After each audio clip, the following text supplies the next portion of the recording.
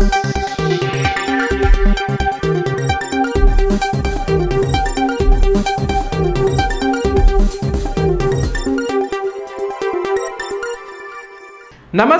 A news ಟಿವಿಯ speed ನ್ಯೂಸ್ಗೆ ಸ್ವಾಗತ. ನಾನು ಲೋಕೇಶ್. ದೇಶ, ರಾಜ್ಯ ಸೇರಿದಂತೆ ಸ್ಥಳೀಯ ವಿದ್ಯಮಾನಗಳ ಪಟಾಪಟ್ ಸುದ್ದಿಗಳು. ಮೋದಿ ಆಡಳಿತದ 12 ವರ್ಷಗಳಲ್ಲಿ ಭಾರತದ ರಕ್ಷಣಾ ಕ್ಷೇತ್ರದಲ್ಲಿ ಗಣನೀಯ ಪ್ರಗತಿ ಸಾಧಿಸಲಾಗಿದೆ. ವಾಯು, ಜಲ ಹಾಗೂ ಭೂ ಸೇನೆಯಲ್ಲಿ ಸಾಮರ್ಥ್ಯ ಹೆಚ್ಚಿಸಿಕೊಂಡಿರುವ ಭಾರತ ವಿಶ್ವದ ಅಗ್ರ ಮಿಲಿಟರಿ ಶಕ್ತಿಗಳ ಸಾಲಿನಲ್ಲಿ ಸ್ಥಾನ ಗಟ್ಟಿಗೊಳಿಸಿದೆ. ಕಳೆದ 12 ವರ್ಷಗಳ ಮೋದಿ ಆಡಳಿತದಲ್ಲಿ ಭಾರತದ ಮಿಲಿಟರಿ ಸಾಮರ್ಥ್ಯ ಗಣನೀಯವಾಗಿ ಹೆಚ್ಚಿದೆ. ಸ್ವಂತ ಬಲದಲ್ಲಿ ಭಾರತ ಸಾಮರ್ಥ್ಯ ಹೆಚ್ಚಿಸಿಕೊಂಡಿರುವುದು ಗಮನಾರ್ಹ. ತಂತ್ರಜ್ಞಾನ ಸಾಮರ್ಥ್ಯದಲ್ಲಿ ಬಹಳ ಮುಂಚಿತವಾಗಿ ಹೂಡಿಕೆ ಮಾಡುವ ದೇಶಗಳಿಗೆ ಭವಿಷ್ಯ ಉಜ್ವಲವಾಗಿರುತ್ತದೆ. ಅಂತೆಯೇ ಭಾರತದ ರಕ್ಷಣಾ ಕ್ಷೇತ್ರದ ಕಳೆದ 12 ವರ್ಷಗಳ ಪ್ರಯಾಣ ಇದಕ್ಕೆ ಸಾಕ್ಷಿ. ಭಾರತ ಈಗ ಮಿಲಿಟರಿ ಶಕ್ತಿಯನ್ನು ವಿಶ್ವದ ಅಗ್ರಗಣ್ಯ ರಾಷ್ಟ್ರಗಳ ಸಾಲಿನಲ್ಲಿದೆ. ವಾಯು, ಜಲ ಮತ್ತು ನೆಲ ಈ 3 ವಿಭಾಗಗಳಲ್ಲೂ ಭಾರತದ ಸಾಮರ್ಥ್ಯ ವೃದ್ಧಿಯಾಗಿದೆ. ಚಾಮರಾಜನಗರ ಜಿಲ್ಲೆಯ ಮಲೆ ಮಹದೇಶ್ವರ ಬೆಟ್ಟದ ಮಾದಪ್ಪನ ಹುಂಡಿಯಲ್ಲಿ ಕೇವಲ 27 ದಿನಗಳಲ್ಲಿ 2.73 ಕೋಟಿ ರೂಪಾಯಿ ಸಂಗ್ರಹವಾಗಿದೆ. ಚಾಮರಾಜನಗರ ಜಿಲ್ಲೆಯ ಹನೂರು ತಾಲೂಕಿನ ಪ್ರಸಿದ್ಧ ಮಲೆಮಹದೇಶ್ವರ ಬೆಟ್ಟದ ಮಾದಪ್ಪನ ಹುಂಡಿಯಲ್ಲಿ ಮತ್ತೆ ಕೋಟಿ ಹಣ ಸಂಗ್ರಹವಾಗಿದೆ. ವೀಕೆಂಡ್ ಮತ್ತು ಅಮಾವಾಸ್ಯೆ ಹಿನ್ನೆಲೆಯಲ್ಲಿ ಭಕ್ತರ ಹರಿವು ಹೆಚ್ಚಾಗಿದ್ದು ಕೇವಲ 27 ದಿನಗಳಲ್ಲಿ ದಾಖಲೆಯ 2,73,57,105 ರೂಪಾಯಿ ನಗದು ಸಂಗ್ರಹವಾಗಿದೆ. ಹಣದ ಜೊತೆಗೆ 44 ಗ್ರಾಂ ಚಿನ್ನ ಹಾಗೂ 977 ಗ್ರಾಂ ಬೆಳ್ಳಿಯನ್ನ ಭಕ್ತರು ಕಾಣಿಕೆಯಾಗಿ ಸಮರ್ಪಿಸಿದ್ದಾರೆ. ತಮಿಳುನಾಡಿನ ಕೊಯಮತ್ತೂರಿನಲ್ಲಿ ಬೇಕರಿಗೆ ನುಗ್ಗಿದ ದುಷ್ಕರ್ಮಿಗಳು ನಗದು ಹಾಗೂ ಸಿಗರೆಟ್ ಪ್ಯಾಕೆಟ್ಗಳನ್ನು ಕದ್ದು ಪರಾರಿಯಾಗಿದ್ದಾರೆ. ತಮಿಳುನಾಡಿನ ಕೊಯಮತ್ತೂರು ಜಿಲ್ಲೆಯ ಸೂಲೂರು ಬಳಿಯ ಚಿಂತಾಮಣಿ ಪುತ್ತೂರು ಪ್ರದೇಶದಲ್ಲಿ ತಿರುಚಿ ರಸ್ತೆ ಮತ್ತು ಸೇಲಂ ಕೊಚ್ಚಿನ್ ಬೈಪಾಸ್ ರಸ್ತೆ ಸಂಧಿಸುವ 4 ಮಾರ್ಗದ ಜಂಕ್ಷನ್ ಇದೆ. ಕಾರ್ತಿಕ್ ಒಡೆತನದ ಬೇಕರಿಯೊಂದು ಈ ಪ್ರದೇಶದಲ್ಲಿ ಕಾರ್ಯನಿರ್ವಹಿಸುತ್ತಿದ್ದು, ಇದು ಯಾವಾಗಲೂ ವಾಹನ ಸಂಚಾರ ಮತ್ತು ಸಾರ್ವಜನಿಕ ಸಂಚಾರದಿಂದ ಕಾರ್ಯನಿರತವಾಗಿರುತ್ತದೆ. ಎಂದಿನಂತೆ ಈ ಬೇಕರಿಯ ಮಾಲೀಕ ಕಾರ್ತಿಕ್ ನಿನ್ನೆ ರಾತ್ರಿ ಅಂಗಡಿಗೆ ಬೀಗ ಹಾಕಿ ಹೊರಟು ಹೋಗಿತ್ತು.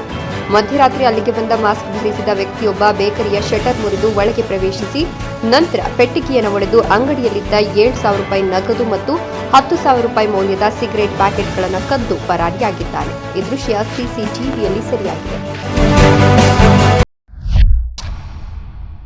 ಮೈಸೂರಿನ ಮರಿಕಲ್ಲಪ್ಪ ಕಾಲೇಜು ಆವರಣದಲ್ಲಿ ವಿದ್ಯಾರ್ಥಿಯೊಬ್ಬ ಹೃದಯಾಘಾತದಿಂದ ಮೃತಪಟ್ಟ ಘಟನೆ ಆತಂಕ ಸೃಷ್ಟಿಸಿದೆ. ಮೈಸೂರಿನಲ್ಲಿ ಇತ್ತೀಚಿನ ದಿನಗಳಲ್ಲಿ ಯುವಕರಲ್ಲಿ ಹೃದಯಾಘಾತದ ಪ್ರಕರಣಗಳು ಹೆಚ್ಚಾಗ್ತಿರುವುದು ತೀವ್ರ ಆತಂಕವನ್ನು ಮೂಡಿಸಿದೆ. ಇದಕ್ಕೆ ಸಾಕ್ಷಿ ಎಂಬಂತೆ ಸಾಂಸ್ಕೃತಿಕ ನಗರಿ ಮೈಸೂರಿನ ಖ್ಯಾತ ಮರಿಮಲ್ಲಪ್ಪ ಕಾಲೇಜು ಕ್ಯಾಂಪಸ್ನಲ್ಲೇ ಹೃದಯಾಘಾತದಿಂದ ವಿದ್ಯಾರ್ಥಿಯೊಬ್ಬ ದಾರುಣವಾಗಿ ಸಾವನ್ನಪ್ಪಿರುವ ಘಟನೆ ನಡೆದಿದೆ. ಇದೀಗ ಚಿಕ್ಕ ವಯಸ್ಸಿನಲ್ಲಿ ಹೃದಯಾಘಾತದಂತಹ ಕಾಯಿಲೆಗಳು ಹೆಚ್ಚಾಗ್ತಿರುವುದು ಪೋಷಕರಲ್ಲಿ ಆತಂಕ ಉಂಟುಮಾಡಿದೆ. ಹಿಮಾಚಲ ಪ್ರದೇಶದ ಶಿಮ್ಲಾ ಜಿಲ್ಲೆಯಲ್ಲಿ ವಾಹನ ನಿಯಂತ್ರಣ ತಪ್ಪಿ ಕಂದಕಕ್ಕೆ ಉರುಳಿದ ಪರಿಣಾಮ 7 ಮಂದಿ ಮೃತಪಟ್ಟಿದ್ದಾರೆ. ಶಿಮ್ಲಾದ ಮಸ್ರೂನ್ ಹಮಲ್ ರಸ್ತೆಯಲ್ಲಿ ವಾಹನವೊಂದು ಕಂದಕಕ್ಕೆ ಉರುಳಿದ ಪರಿಣಾಮ 7 ಮಂದಿ ಪ್ರಾಣ ಕಳೆದುಕೊಂಡಿರುವ ಘಟನೆ ನಡೆದಿದೆ. ಬುಧವಾರ ಮಧ್ಯರಾತ್ರಿ 2 ಗಂಟೆ ವೇಳೆಗೆ ಈ ಘಟನೆ ನಡೆದಿದೆ. ವಾಹನದ ಚಾಲಕ ನಿಯಂತ್ರಣ ಕಳೆದುಕೊಂಡ ಪರಿಣಾಮ ಈ ಅಪಘಾತ ಸಂಭವಿಸಿದೆ. ಮೃತಪಟ್ಟವರೆಲ್ಲರೂ ಕುತೇಡ್ ಗ್ರಾಮ ಪಂಚಾಯತ್ ವ್ಯಾಪ್ತಿಯ ಮಹಲ್ ಗ್ರಾಮದ ನಿವಾಸಿಗಳಾಗಿದ್ದಾರೆ. ಇವರೆಲ್ಲರೂ ಕಾಕ್ರೋಧ ಗ್ರಾಮದಲ್ಲಿ ನಡೆದ ಸಮಾರಂಭ ಮುಗಿಸಿಕೊಂಡು ಮನೆಗೆ ಹಿಂತಿರುಗುತ್ತಿದ್ದಾಗ ಮಧ್ಯರಾತ್ರಿ 2 ಗಂಟೆ ಸುಮಾರಿಗೆ ಈ ಅಪಘಾತ ನಡೆದಿದೆ. ಉತ್ತರ ಕಾಶ್ಮೀರದ ಬಂಡೀಪೋರಾ ಜಿಲ್ಲೆಯಲ್ಲಿ ಸಂಭವಿಸಿದ ಮೇಘ ಸ್ಫೋಟದಿಂದ ಪ್ರವಾಹ ಉಂಟಾಗಿ ಮನೆಗಳು ಹಾಗೂ ಸಾರ್ವಜನಿಕ ಆಸ್ತಿ-ಪಾಸ್ತಿಗೆ ಹಾನಿಯಾಗಿದೆ. ಉತ್ತರ ಕಾಶ್ಮೀರದ ಬಂಡೀಪೋರಾ ಜಿಲ್ಲೆಯ ಗಿರಿಧಾಮ ಪ್ರದೇಶಗಳಲ್ಲಿ ನಿನ್ನೆ ನಡುರಾತ್ರಿ ಸಂಭವಿಸಿದ ಭೀಕರ ಮೇಘ ಸ್ಫೋಟದಿಂದಾಗಿ ಭಾರೀ ಪ್ರವಾಹ ಉಂಟಾಗಿದೆ. ಪರ್ವತಗಳಿಂದ ಹರಿದು ಬಂದ ಭಾರೀ ಪ್ರಮಾಣದ ನೀರು ಮತ್ತು ಕೆಸರು ವಸತಿ ಪ್ರದೇಶಗಳಿಗೆ ನುಗ್ಗಿದ್ದು ಮನೆಗಳು ಹಾಗೂ ಸಾರ್ವಜನಿಕ ಆಸ್ತಿ-ಪಾಸ್ತಿಗಳಿಗೆ ತೀವ್ರ ಹಾನಿಯಾಗಿದೆ. ಅದೃಷ್ಟವಶಾತ್ ಪ್ರಾಣಾಪಾಯ ಸಂಭವಿಸಿಲ್ಲವಾದರೂ ಜನಜೀವನ ಸಂಪೂರ್ಣ ಅಸ್ತವ್ಯಸ್ತಗೊಂಡಿದೆ.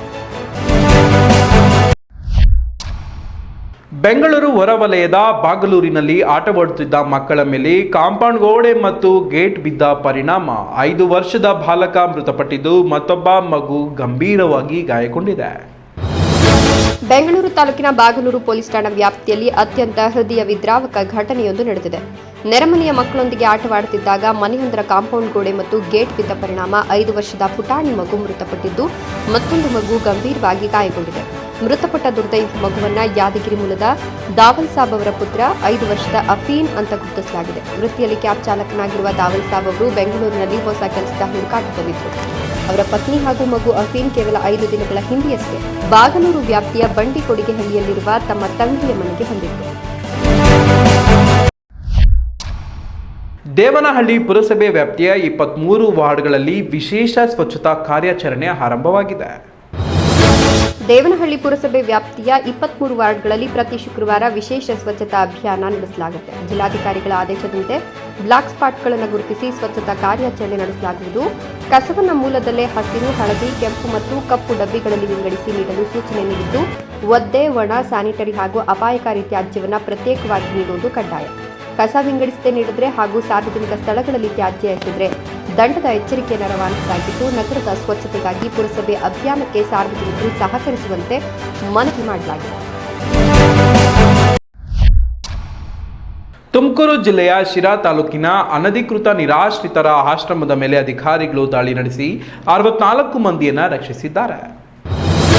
ತುಮಕೂರು ಜಿಲ್ಲೆಯ ಶಿರಾ ತಾಲೂಕಿನ ಗಾಣದ ಹುಣಸೆ ಗ್ರಾಮದಲ್ಲಿದ್ದ ಅನಧಿಕೃತ ನಿರಾಶ್ರಿತರ ಆಶ್ರಮದ ಮೇಲೆ ಅಧಿಕಾರಿಗಳು ದಾಳಿ ನಡೆಸಿದ್ದು, ಪರವಾನಗಿ ಇಲ್ಲದೆ ಕಾರ್ಯನಿರ್ವಹಿಸುತ್ತಿದ್ದ ಆಶ್ರಮದಿಂದ 64 ನಿರಾಶ್ರಿತರನ್ನ ರಕ್ಷಣೆ ಮಾಡಲಾಗಿದೆ.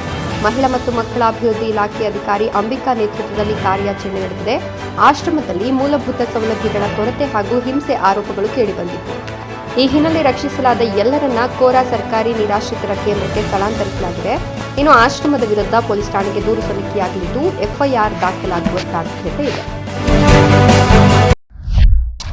ಮಧ್ಯಪ್ರಾಚ್ಯದಲ್ಲಿ ನಡೆಯುತ್ತಿದ್ದ ಉದ್ವಿಗ್ನತೆಗೆ ತೆರೆ ಎಳೆಯಲಿರುವ ನಿಟ್ಟಿನಲ್ಲಿ ಅಮೆರಿಕ ಮತ್ತು ಇರಾನ್ ಮಹತ್ವದ ಶಾಂತಿ ಒಪ್ಪಂದಕ್ಕೆ ಸಹಿ ಹಾಕಿದೆ. ಮಧ್ಯಪ್ರಾಚ್ಯದಲ್ಲಿ ಕಳೆದ 3.5 ತಿಂಗಳಿನಿಂದ ನಡೆಯುತ್ತಿದ್ದ ಭೀಕರ ಯುದ್ಧವನ್ನು ಕೊನೆಗೊಳಿಸುವ ನಿಟ್ಟಿನಲ್ಲಿ ಜಗತ್ತಿನ ಗಮನ ಸೆಳೆದಿದ್ದ ಅತ್ಯಂತ ಮಹತ್ವದ ಶಾಂತಿ ಒಪ್ಪಂದಕ್ಕೆ ಅಮೆರಿಕ ಮತ್ತು ಇರಾನ್ ದೇಶಗಳು ಅಧಿಕೃತವಾಗಿ ಸಹಿ ಹಾಕಿವೆ. G7 ಶೃಂಗಸಭೆಯ ನಂತರ ಫ್ರಾನ್ಸ್ನ ವರ್ಸೈಲ್ಸ್ ಅರಮನೆಯಲ್ಲಿ ಆಯೋಜಿಸಲಾಗಿದ್ದ ಪ್ರಮುಖ ಭೋಜನಕೂಟದ ವೇಳೆ ಅಮೆರಿಕ ಅಧ್ಯಕ್ಷ ಡೊನಾಲ್ಡ್ ಟ್ರಂಪ್ ಈ ಐತಿಹಾಸಿಕ ಒಪ್ಪಂದಕ್ಕೆ ಸಹಿ ಹಾಕಿದರು. ಈ ನ್ಯೂಸ್ ಟಿವಿಯ ಸ್ಪೀಡ್ ನ್ಯೂಸ್ ಜೊತೆಗೆ ರಾತ್ರಿ 8:30ಕ್ಕೆ ತಪ್ಪದೆ ವೀಕ್ಷಿಸಿ ಈ ನ್ಯೂಸ್ನ ಮುಖ್ಯ ಸಂಚಿಕೆ.